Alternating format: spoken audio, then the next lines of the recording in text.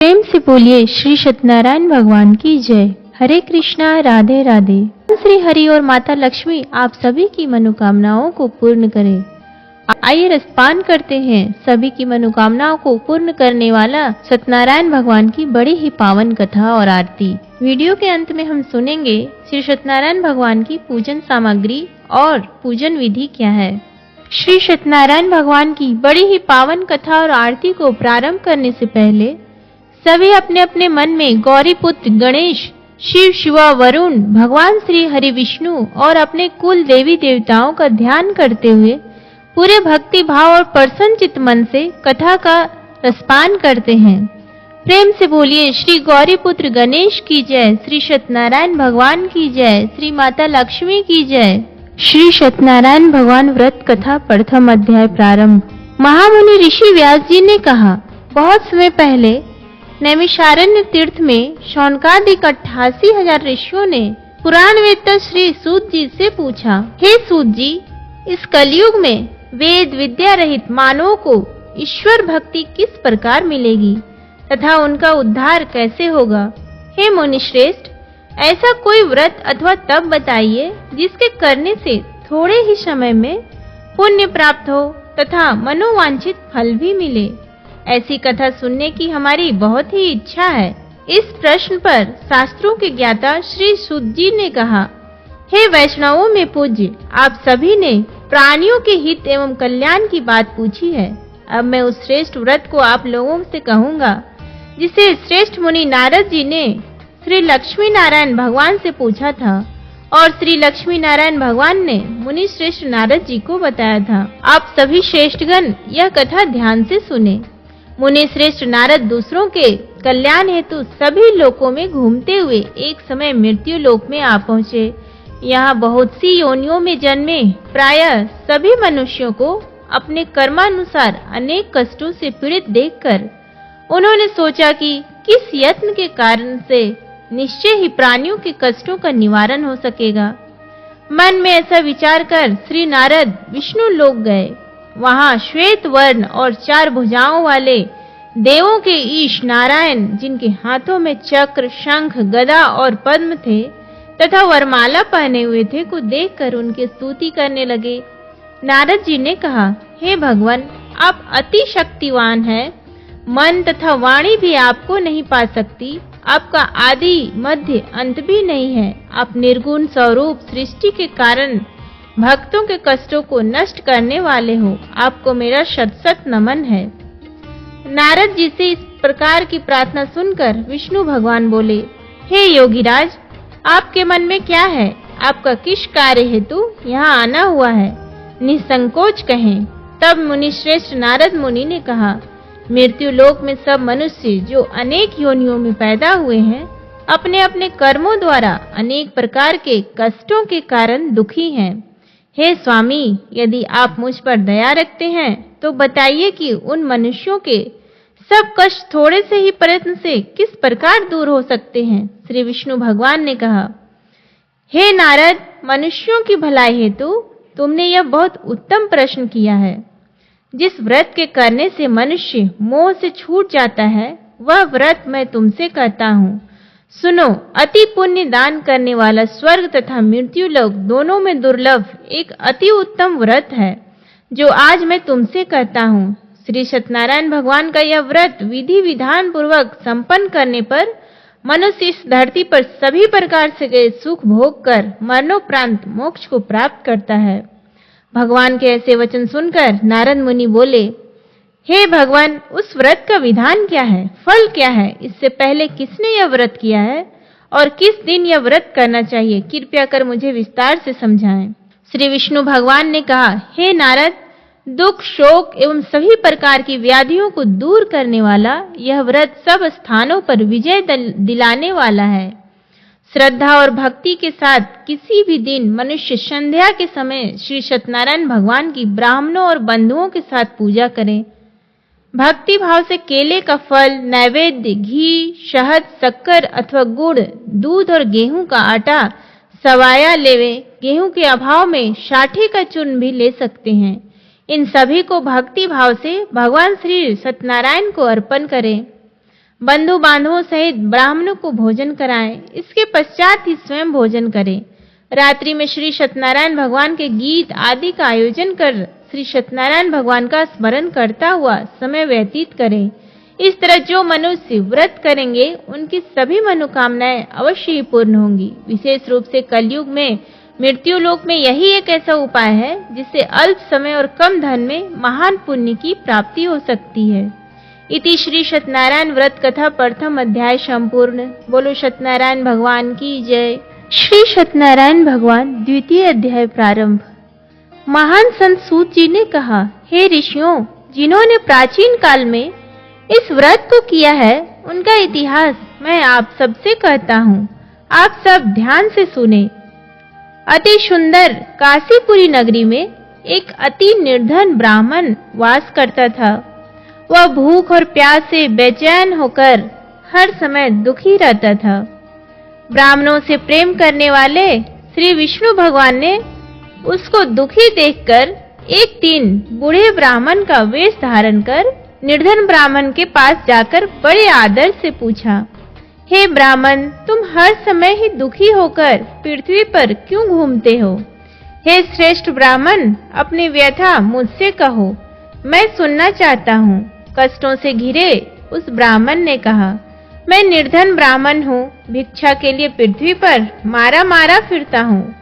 हे भगवान, यदि आप इससे मुक्ति पाने का कोई उपाय जानते तो कृपा कर मुझे बताएं। वृद्ध ब्राह्मण का रूप धारण किए हुए श्री विष्णु भगवान तब बोले, हे ब्राह्मण, श्री सत्यनारायण भगवान मनोवांछित फल देने वाले हैं, इसलिए तुम उनका विधि पूर्वक पूजन करो, जिसके करने से मनुष्य सभी दुखों से मुक्त हो जाता है। दरिद्र ब्राह्मण को व्रत का संपूर्ण विधान बतलाकर बूढ़े ब्राह्मण का रूप धरे श्री सत्यनारायण भगवान अंतर ध्यान हो गए। वृद्ध ब्राह्मण ने जिस व्रत को बतलाया है मैं उसको विधि विधान से करूंगा, ऐसा सुनिश्चय कर वह दरिद्र ब्राह्मण घर चला गया। परंतु उस रात उस ब्राह्मण को नींद नहीं आई।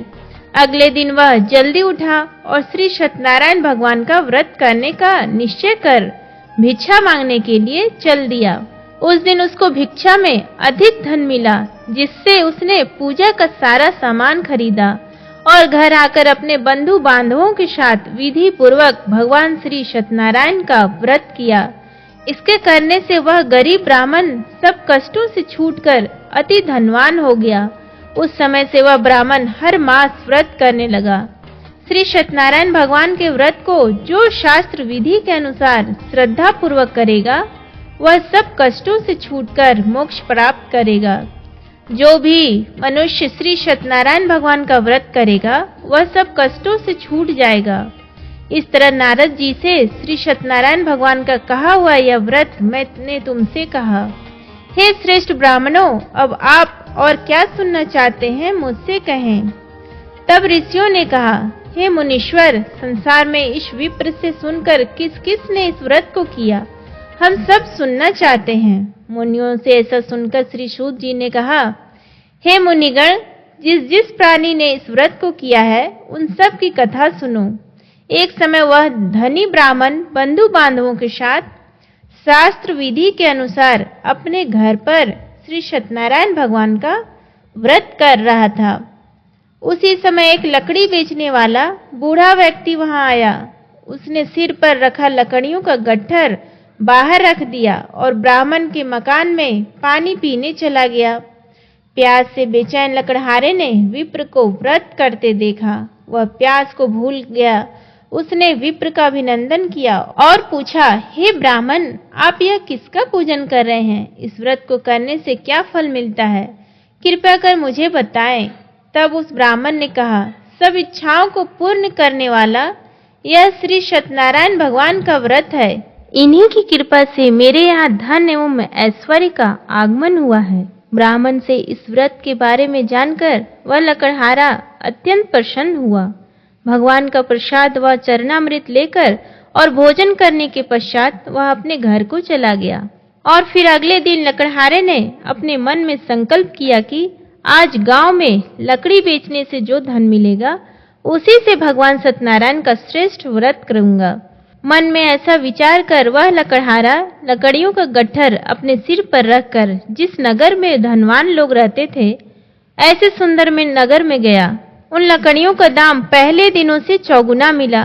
तब वह बूढ़ा लकड़हारा बहुत प्रसन्न होकर पके केले, शहद, शक्कर, घी, दही, दुग्ध और गेहूं का चूर्ण इत्यादि श्री सत्यनारायण भगवान के व्रत की सभी सामग्री लेकर अपने घर आया।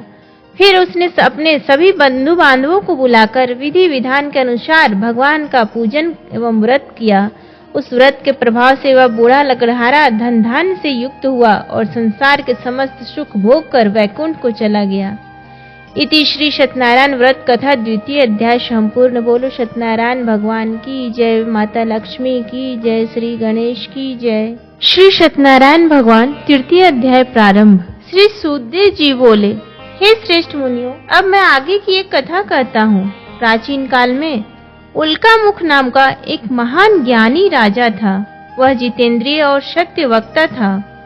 प्रतिदिन मंदिरों में जाता तथा गरीबों को धन देकर उनके दुखों को दूर करता था। उसकी पत्नी कमल के समान सुंदर मुख वाली और सती साध्वी थी। एक दिन भद्रशिला नदी के तट पर वे दोनों विधि विधान सहित श्री सत्यनारायण भगवान का व्रत कर रहे थे। उस समय वहां साधु नामक एक वैश्य आया। उसके पास व्यापार के लिए बहुत सा धन था। वह वैश्य नाव को नदी किनारे पर ठहराकर राजा के पास आया। राजा को व्रत करते हुए देखकर उसने विनम्रता पूर्वक पूछा, हे राजन, यह आप क्या कर रहे हैं? मेरी सुनने की इच्छा है, कृपया आप यह मुझे भी समझाइए। महाराज उल्कामुख ने कहा, हे वैश्य, मैं अपने बंधु बांधवों के साथ पुत्र की प्राप्ति के लिए श्री सत्यनारायण भगवान का व्रत व पूजन कर रहा हूँ। राजा के वचन सुनकर साधु नामक वैश्य ने आदर से कहा, हे राजन, मुझे भी इसका संपूर्ण विधि विधान बताएं। मैं भी आपके कहे अनुसार इस व्रत को करूँगा। मेरी भी कोई संतान नहीं है। मुझे विश्वास है इस उत्तम व्रत को करने से अवश्य ही मुझे भी संतान की प्राप्ति होगी। राजा से व्रत के सब विधान सुन व्यापार से निवृत्त हो वह वैश्य सुख पूर्वक अपने घर आया। अपने पत्नी को संतान देने वाले उस व्रत के विषय में सुनाया और प्रण किया कि जब मेरी संतान होगी तब मैं इस व्रत को करूंगा। वैश्य ने यह वचन अपनी पत्नी लीलावती से भी कहा।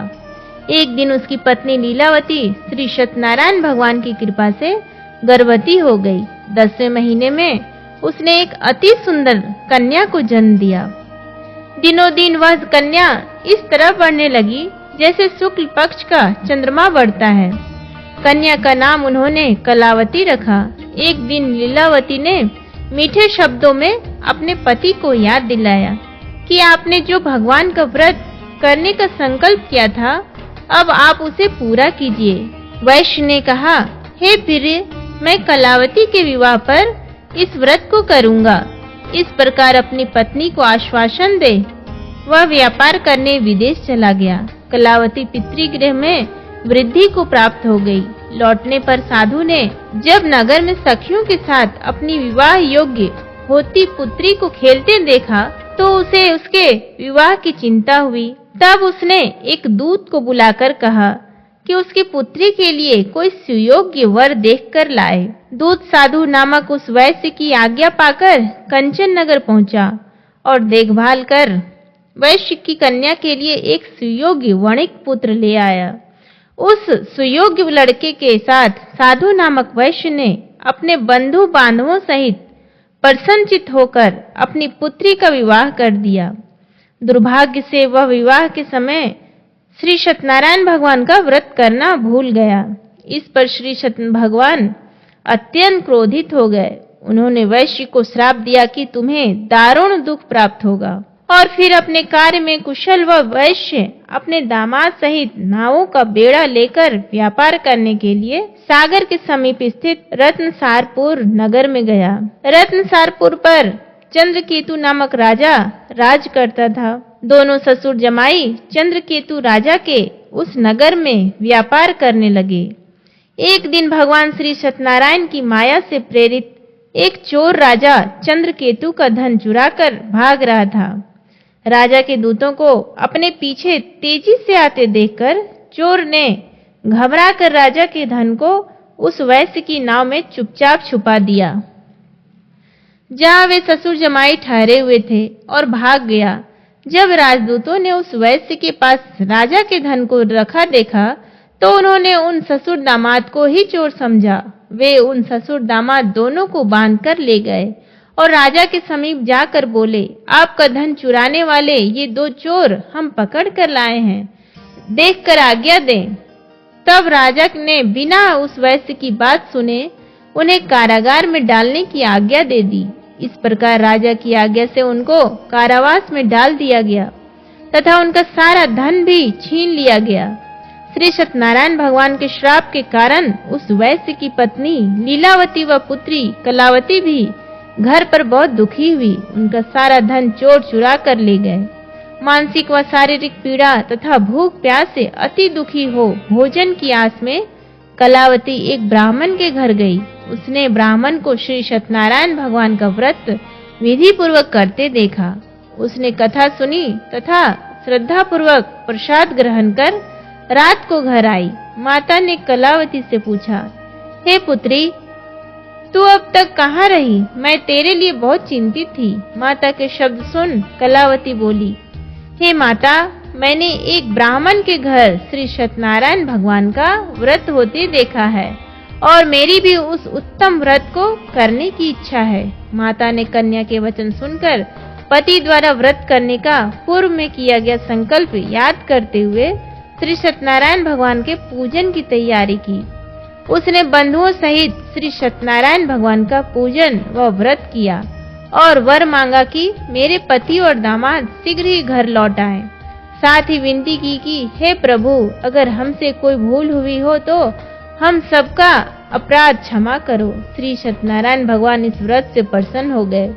उन्होंने राजा चंद्रकेतु को स्वप्न में दर्शन देकर कहा, हे राजन, जिन दो वैश्यों को तुमने बंदी बना रखा है वे निर्दोष हैं, उन्हें प्रातः ही छोड़ दो। उनका सब धन जो तुमने अधिग्रहित किया है लौटा दो, अन्यथा मैं तुम्हारा राज्य, धन, पुत्रादि सब नष्ट कर दूंगा। राजा से ऐसे वचन कहकर भगवान अंतर ध्यान हो गए और फिर प्रातःकाल राजा चंद्रकेतु ने दरबार में सबको अपना स्वप्न सुनाया और सैनिकों को आज्ञा दी कि दोनों वैश्यों को कैद से मुक्त कर दरबार में ले आए। दोनों ने आते ही राजा को प्रणाम किया। राजा ने कोमल वचनों में कहा, हे महानुभावों, तुम्हें अज्ञातवश ऐसा कठिन दुख प्राप्त हुआ है, अब तुम्हें कोई भय नहीं है, तुम मुक्त हो। ऐसा कहकर राजा ने उनको नए नए वस्त्र आभूषण पहनाए तथा उनका जितना धन लिया था उससे दुगुना लौटाकर आदर से विदा किया। दोनों वैश्य अपने घर को चल दिए। इति श्री सत्यनारायण व्रत कथा 3 अध्याय संपूर्ण। बोलो श्री सत्यनारायण भगवान की जय।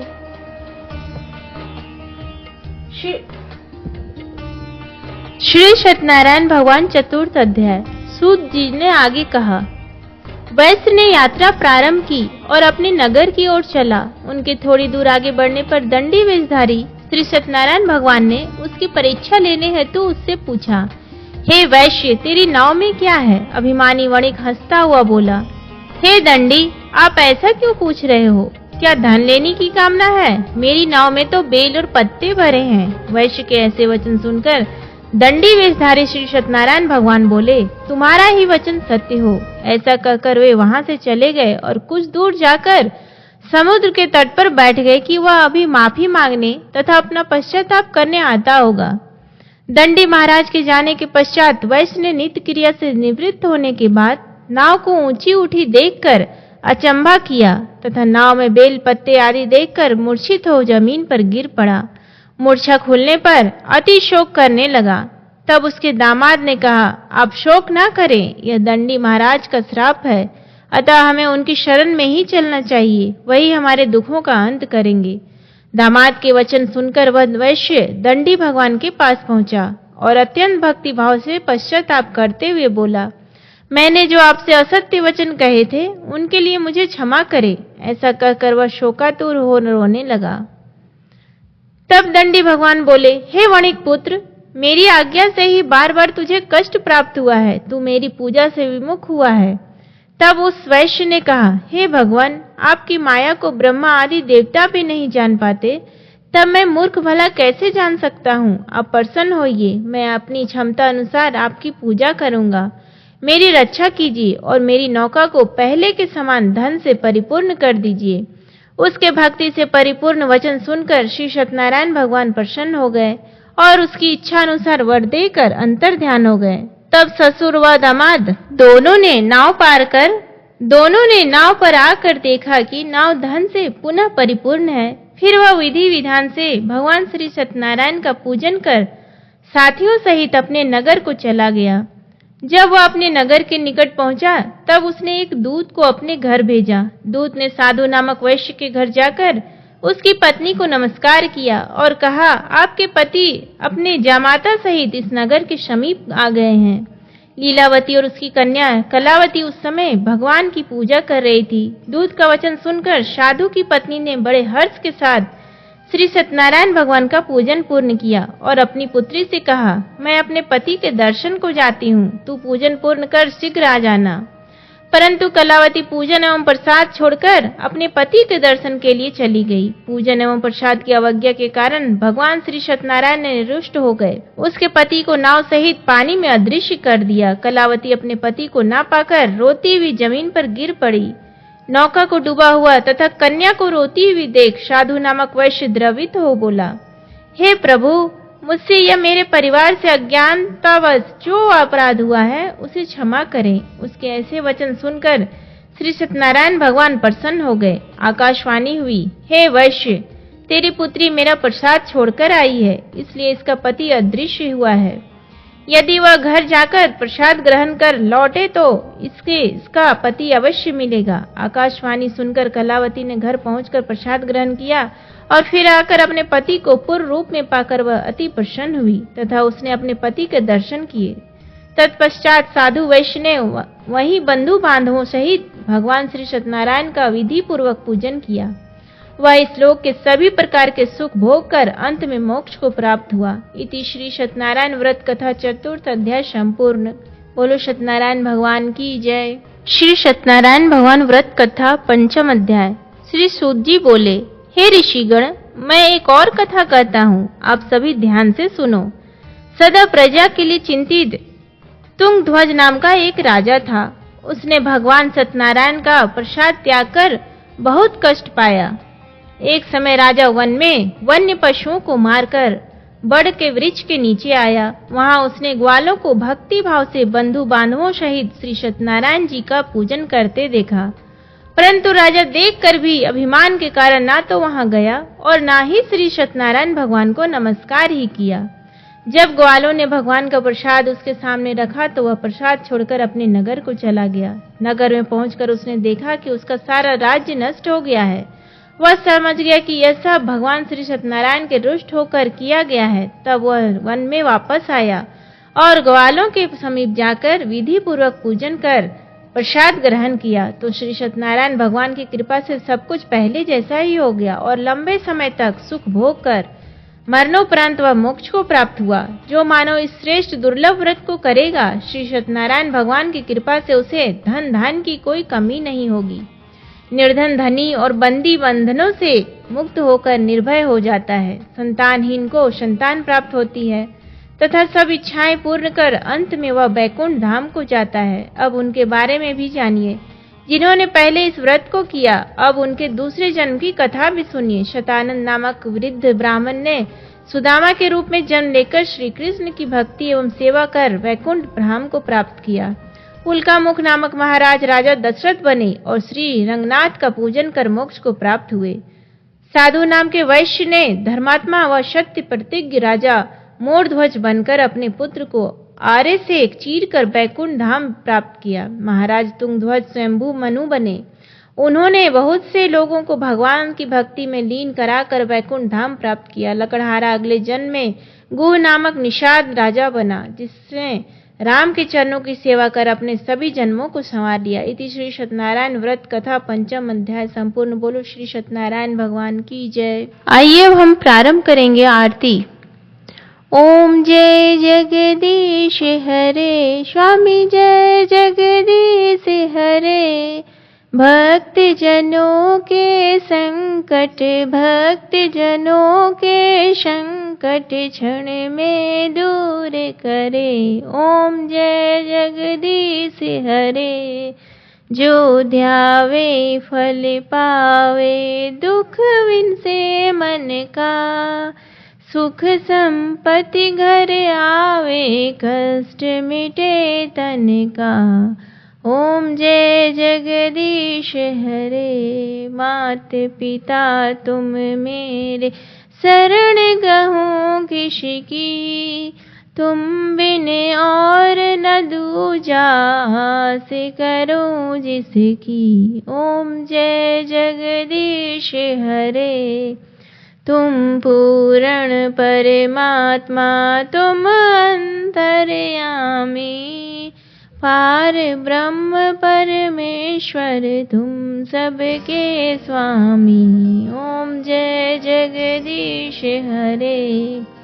तुम करुणा के सागर, तुम पालन करता। मैं मूरख खल कामी, कृपा करो भरता। ओम जय जगदीश हरे। तुम हो एक अगोचर, सबके प्राणपति। किस विधि मिलूं दया मैं तुमको, मैं कुमति। ओम जय जगदीश हरे।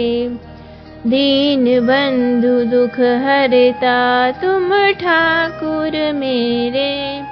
करुणा हस्त बढ़ाओ, द्वार पड़ा तेरी। ओम जय जगदीश हरे। विषय विकार मिटाओ, पाप हरो देवा। श्रद्धा भक्ति बढ़ाओ, संतन की सेवा। ओम जय जगदीश हरे। श्री जगदीश जी की आरती जो कोई नर गावे। कहत शिवानंद स्वामी, सुख संपत्ति पावे। ओम जय जगदीश हरे।